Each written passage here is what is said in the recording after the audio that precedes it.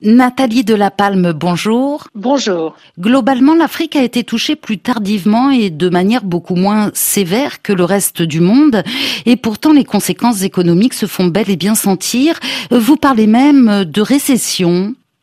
Alors, ce qui ressort en effet du rapport que nous venons de publier sur un an de Covid en Afrique, c'est que le continent africain a été touché plus tard et moins sévèrement, mais je dirais sur le plan sanitaire uniquement. On a un continent qui représente 18% de la population, mais 3% des cas seulement. Et si vous comparez par exemple à l'Amérique latine, où vous avez moins de 9% de la population, mais près de 20% des cas, on voit bien la différence.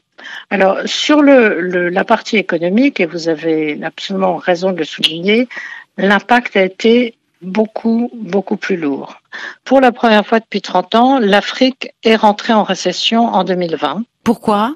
Parce que finalement, ça a mis en lumière la fragilité structurelle du modèle de croissance africain, en général, même s'il y a 54 pays différents, qui est une croissance qui est très fortement dépendante de la demande extérieure, en particulier de l'exportation de matières premières faiblement transformées. Et à partir du moment où la demande globale s'est mise quasiment à l'arrêt, évidemment, l'impact économique sur le continent a été massif. Cela se traduit comment ? Des fermetures d'entreprises, des licenciements massifs ? Oui, la disparition d'un certain nombre de petites et moyennes entreprises qui forment un peu le tissu du système africain en progression.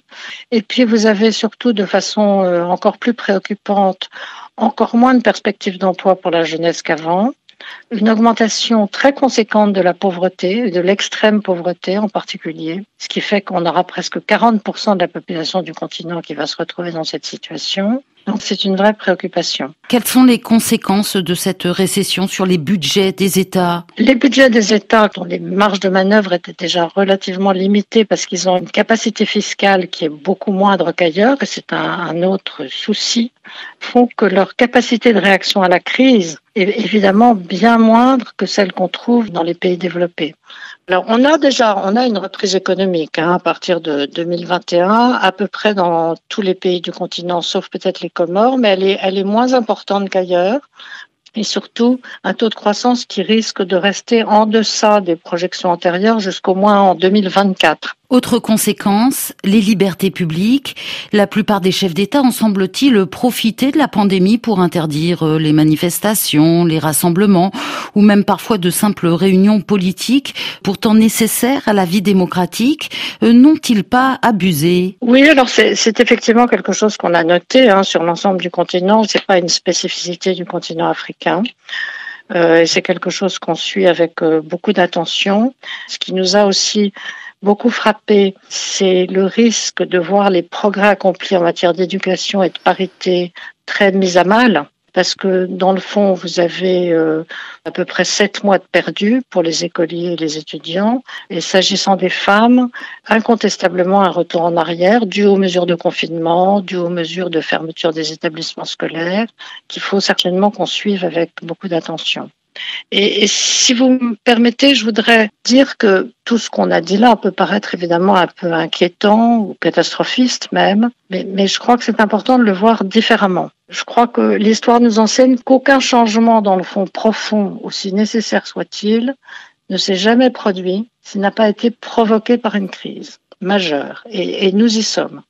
Et pour le continent africain, c'est l'occasion ou jamais, parce qu'on est dans une crise majeure, de faire mieux, mais c'est incontestablement la volonté de construire un modèle de croissance qui soit plus autonome, qui soit moins dépendant de l'extérieur, qui tire profit de l'espace continental qui reste à consolider et qui tire aussi profit de l'énergie absolument considérable de la jeunesse du continent, plus de 65% de la population du continent. Les polémiques sur la gestion des fonds Covid ont fleuri cette année dans de nombreux pays.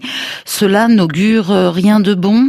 Elles ont fleuri incontestablement dans beaucoup de pays, là encore sur le continent africain mais ailleurs, avec des sujets de corruption qu'on indique dans le rapport qui vient d'être publié.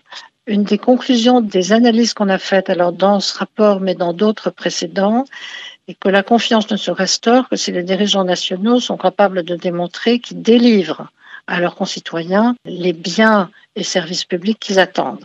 et considèrent la gouvernance comme un facteur majeur de réussite et d'efficacité, pas juste comme une conditionnalité de l'aide. Nathalie Delapalme, merci. Merci.